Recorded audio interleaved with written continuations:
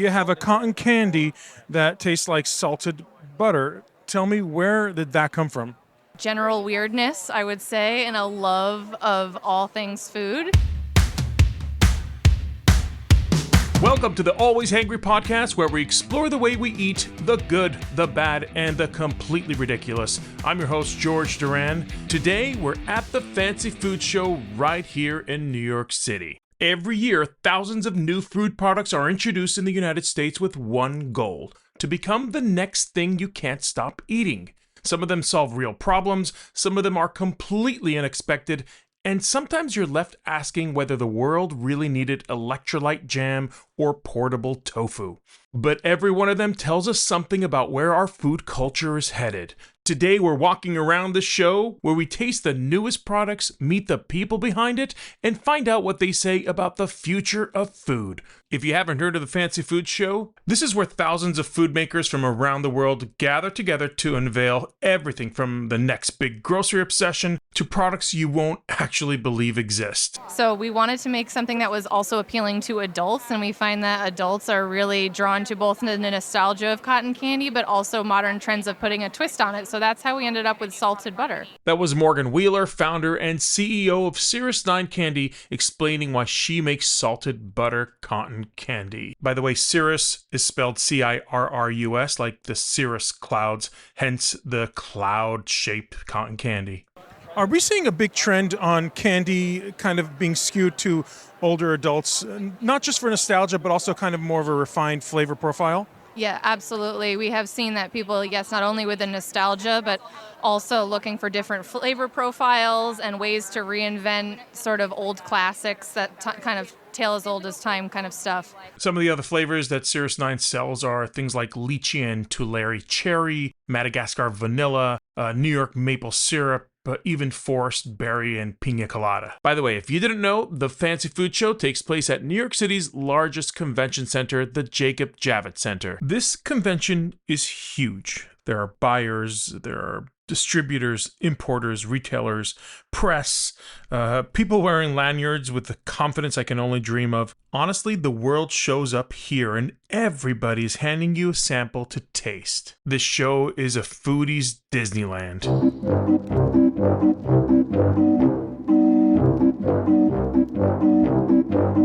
So what I'm really trying to figure out is, how weird does food have to get before it becomes the next big thing? And of course that means sacrificing myself to eat for 2 entire days a bunch of jerky chips, portable tofu, birch sap, ube goat cheese, and cocktail cubes.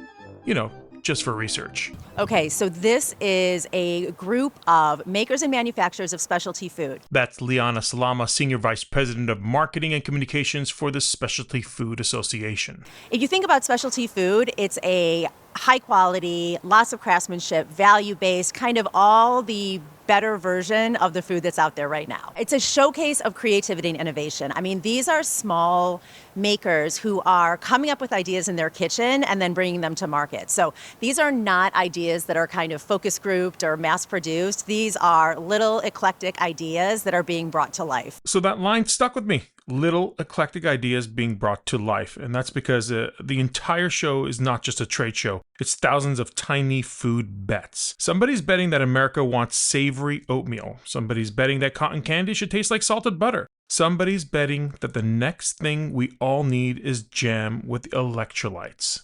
So my name is Jesse Linevsky, and I'm the founder of Jesse Jams. And what we do is we make real small batch jam with electrolytes in packable, ready-to-go pouches that you can bring camping, hiking, backpacking, great for picnics on the beach. And then you can also use it as a real energy gel alternative that's fully natural, tastes a whole lot better, and fuels you just the same. So clearly the next question is, how do you get electrolytes in jam? So I'm going to let you in on a little secret. Electrolytes is just a fancy word for different types of salt. So what we do is we use potassium chloride, which is a type of salt, and then sodium chloride. And that is all that it is. So all this fancy marketing about electrolytes, it's just salt. It actually tasted like somebody put some flake salt on some jam sandwich and served it to you. And it actually tasted pretty good. But what's the point of all this? We want this to be the jam that you bring on the go and on adventures. And jam historically is in a glass jar. It breaks, it's heavy. And when you think about when people are eating jam, it's for PB&Js on the trail, it's charcuterie on the beach. So why not make it in a form factor that's meant for that?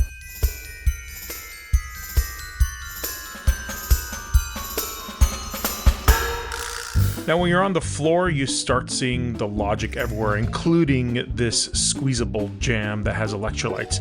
So it's not like a grocery store. This is where grocery stores go to dream or hallucinate, depending which aisle you're on, of course. So to understand the scale, I talked to Michelle Adams, who has been coming to the show since around 2000. How would you describe the show for someone who has never been to it? Overwhelming, but in a good way. Just every kind of food and food trend that you could ever imagine and then some. And to be clear, the show is not open to the public like a county fair where you bring your kids and leave with a funnel cake and a sunburn. This is a trade show. The buyers are here. The people who decide what ends up on store shelves are walking around with badges and tote bags. This show is simply enormous, and it's not just enormous for the sake of being enormous, it's where buyers come to hunt for what we will all be eating next. So we've probably got somewhere in the neighborhood of 2,300 exhibitors. We've got about 32,000 people, that is exhibitors and attendees. On the attendee side, it's probably in the 14,000 range. If a regular consumer wants to come by and take a look and walk around, how does that work? Unfortunately, we are a trade-only event, so they kind of have to live vicariously through the different media outlets and the different buyers there. The buyers here, I mean, you're talking about Whole Foods, you're talking about H-E-B, you're talking about the folks who are going to bring these products to market. So they're over here shopping on behalf of the consumer to bring stuff into the stores that the consumers are going to love. And apparently what consumers are going to love is tofu that you can put in your pocket and walk around with. Caroline Dime, the founder and CEO of Tofu Go Snacks. So usually tofu requires refrigeration. What we do is make it shelf stable for 9 months. So we remove the water to make it shelf stable. So it's easier than ever. You can take it anywhere, to the gym, to the beach, to the subway, portable. And you're probably wondering, how on earth does someone come up with a concept like this? I used to work in merger and acquisition and finance. I would snack on protein bars all the time at my desk. And one day I realized, wow, I'm eating 50 grams of sugar just from the protein bars alone. What if I built something with whole foods and savory flavors with no sugar? We launched just 3 months ago, went completely viral, got picked up organically by Bon Appetit, Food and Wine, CNN, many of the friends. We're also here yesterday to stop by and say hi. We're so overwhelmed and grateful by all the support of everyone.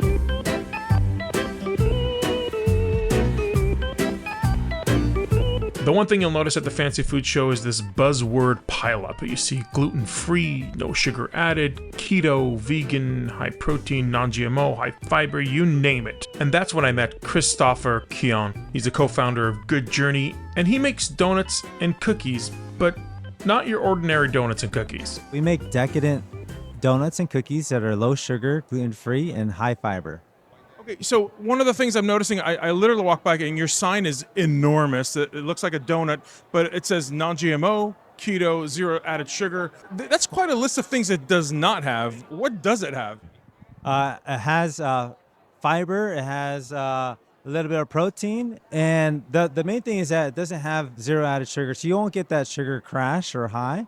And so that's our whole focus. How do you have an amazing experience with donuts, the stuff that we grew up loving, but without the bad experience afterwards? And if you look at the trends, this is not coming out of nowhere. A lot of people are watching their sugar, their carbs, their protein, their ingredients. But there is a point where a cookie starts sounding like it's applying for a health grant. And I genuinely had to know, what do people think of a donut that's this healthy? So the donuts, like our chocolate donut, like we just had someone come up to us and say, this reminds me of that one that's in the white box. It's the classic chocolate-covered Entenmann's donuts he's talking about. And the moment I took a bite of his donut, yeah, I could see how it tastes so similar and, incredibly enough, much healthier. Because it brings up these memories that they had as a kid and that they didn't eat. You know, they stopped eating because of all the sugar. Then there was the olive oil shot. Now, I grew up with Mediterranean people, and olive oil is not new to me. In fact, olive oil is practically a relative. But at this show, olive oil was not just something you drizzle, it was something you take a shot of. So the Costa Rica brand is fully founded around consumer health. That's Katarina Montanos, and she explained to me how people are taking shots of olive oil straight for wellness reasons. So the olive oil shot that Costa Rica created is ultra high in polyphenol content. Ultra early harvest olive oil, over 1,000 milligrams per kilogram of those polyphenols I was talking about. And our consumers actually started taking these shots on their own. So they were taking shots of our white bottle olive oil every morning. This is an ancient ritual. Like my grandparents have done this their entire life back in Greece. This is an ancient ritual, but we were seeing on TikTok people like Hailey Bieber and Kourtney Kardashian saying that they're taking olive oil shots, and that's really kind of brought it to the mainstream. And of course, we were already centered around high polyphenol olive oil, and we're perfectly positioned to create this product. She gave me a few sample shots to take home with me, and I haven't taken it yet. I don't know, something about taking a shot of oil that sounds like a dare and not a wellness trend. So if they don't want to take a shot of olive oil, you can put this on food. I absolutely love it on food. I have it on my gluten-free toast with a little sea salt every morning, but it's a more robust flavor than what they're probably used to. It's a little bit more bitter, but if people are used to taking wellness shots like turmeric and ginger, those are quite harsh. This is not harsh like that. All right, let's take a quick break, and when we come back, we're still at the Fancy Food Show, and we're talking savory oatmeal. Seriously.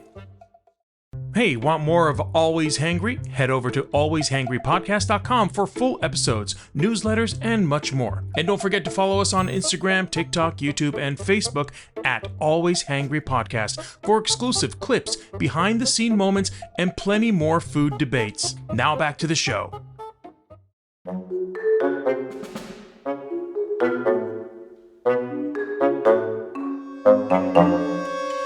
Welcome back to Always Hangry. We're still at the Fancy Food Show, and, we've spent generations teaching oatmeal to behave like dessert, with brown sugar, maple, blueberry, cinnamon, enough sweetness to make your spoon vibrate. And now the folks at Gamza Food are saying, what if your oatmeal had garlic and miso? So we're trying to redefine what breakfast means in America by bringing savory, ethnic flavors to the breakfast aisle. That's Ruby Signs, who explained to me what savory oatmeal is. Savory oatmeal is flavored with like garlic, miso, tamari. It's a base of like oats, and people often cook it already. Like if you go onto Pinterest, they'll add soy sauce, they'll add miso. We took that concept and honestly made it very convenient. And ours is inspired by Korean rice porridge called juk, or also Chinese congee. How are you going to convince Americans who love everything sweet as hell to start eating a savory version of their beloved oatmeal? It's funny you asked that. We at some point worked with a manufacturer in Arkansas and had to demo with a lot of people in the middle of nowhere there.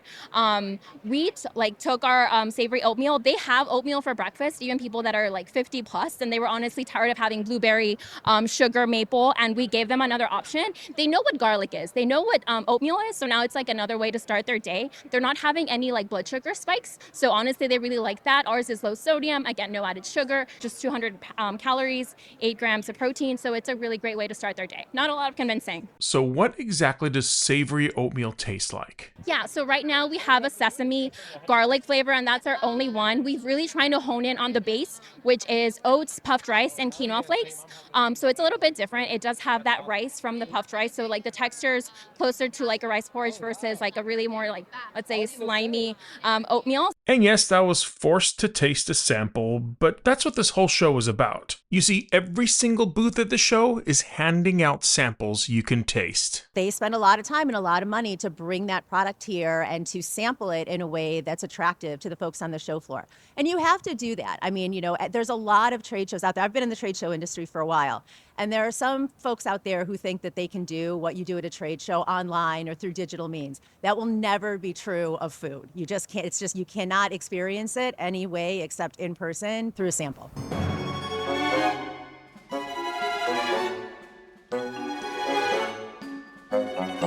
And if there's a sample I had to taste during this show, well, it was a charcuterie-style trail mix. We are revolutionizing high-protein snacks using only real food. So we do tried and true foods into a snack you've never had before. That's Lucas Prado from Beast Snacks. That's Beast spelled Beest. And he's trying to make jerky behave more like a chip.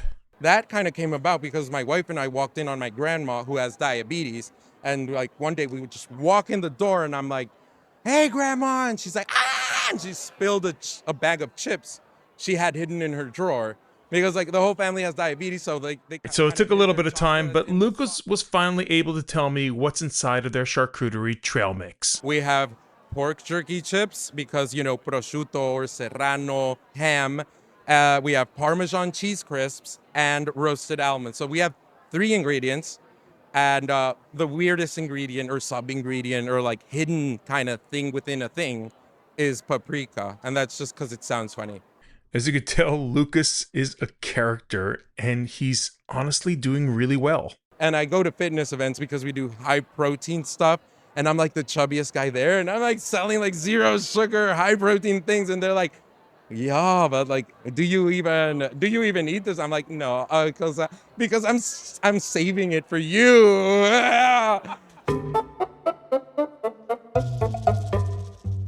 After the break, goat cheese that's gone purple. Trust me, it's not what you think. We'll be right back. Got a food debate we need to settle? A guest we absolutely have to interview? Or maybe you'd like to sponsor the show? We'd love to hear from you. Email us at contact@alwayshangrypodcast.com with your ideas, feedback, guest suggestions, or sponsorship inquiries. We even read emails from people who think pineapple belongs on pizza. Now back to the show. Back again at the Fancy Food Show, and I was able to meet 2 people who had never been there before. This was their first year. It's huge. There's so much going on. There's so many different vendors. It's amazing. That's Ryan, and his colleague Juliet owns an Italian deli market. And of course I asked them, what's the most interesting thing he saw at the show? Okay, pizza with yellow tomato sauce. I've never had that before. It was kind of like almost tasted like vegetable soup, but it was good. It was really good. How would you describe the show in general? Just so many people walking around, so much to see, so many different things to try. Like, you can't have a bad time here. If they gave you a free pass to the show or Disneyland, where would you go? I'd be here. No doubt.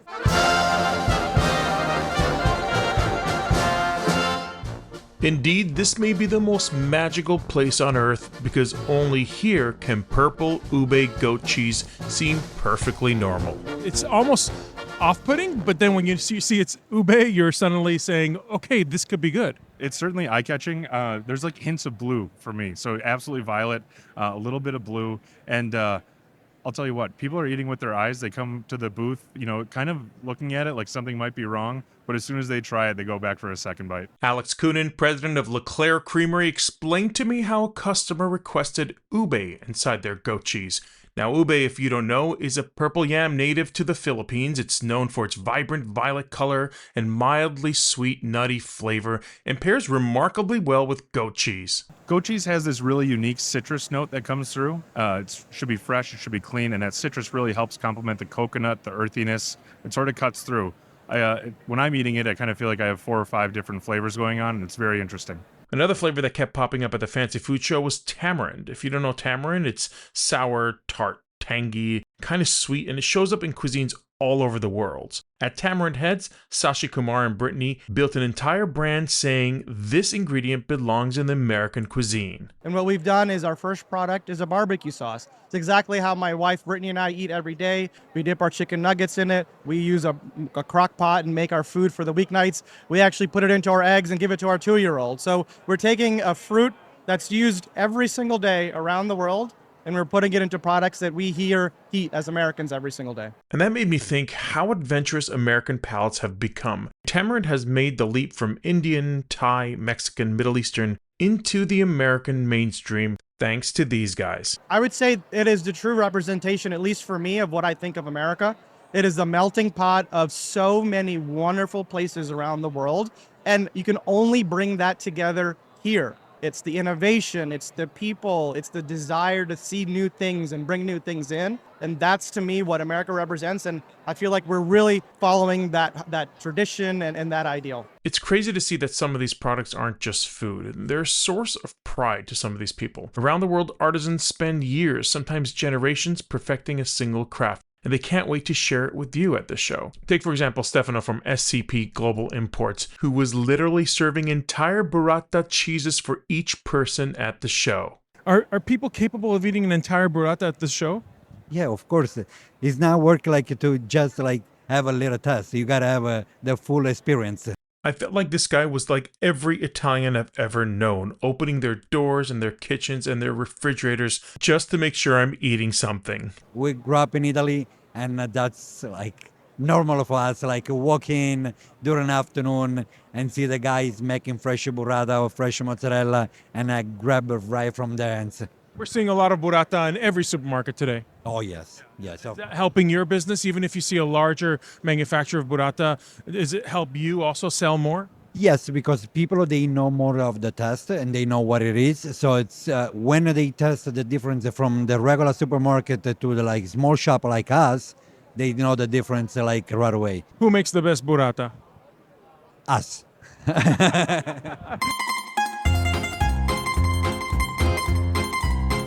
Then I found the cocktail cube. At your grandpa's Old Fashioned, Krista Arland, the owner, had a product that basically made old fashioned at home without requiring a bartender. So the cocktail cube is all inclusive. It has 2 kinds of Angostura bitters in it, a Michigan sugar and orange. So it is just the recipe for an old fashioned. Put into a cube, you throw it in your glass, muddle it up, and add 3 ounces of bourbon, whiskey, or rye. We only make doubles. We think singles are silly. And so you'll have to add that 3 to 4 ounces, and it makes a perfect old-fashioned restaurant quality every single time. Honestly, it's almost like we're all trying to hack food. Faster, easier, tastier, healthier. Everyone's looking for the next shortcut, which brings me to Prime Roots.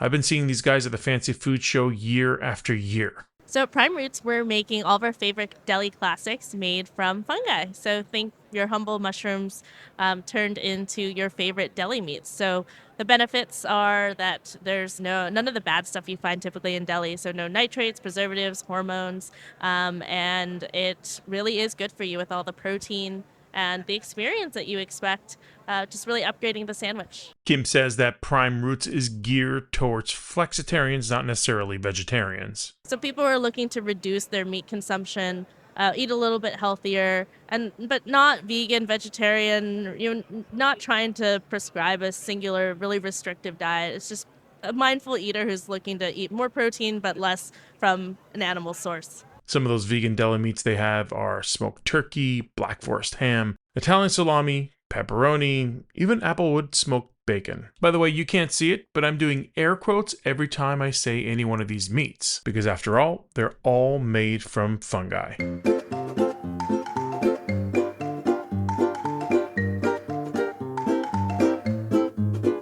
By the end of the show, I had eaten, sipped, smelled, questioned, and politely nodded my way through enough food innovation to make my tote bag feel like I'd just gotten back from a Costco run. But then I found something that was not exactly a food product. It was an information product about food. Essentially, we have broken down the food system at an ingredient level like no one else. That's Eric Katzenberg, Chief Marketing Officer of Wise Code. So we went through those 5,100 ingredients and analyzed each of them and created the greatest database of ingredients in the world. Eric is saying that Wise Code, this app, is bringing the world food truth.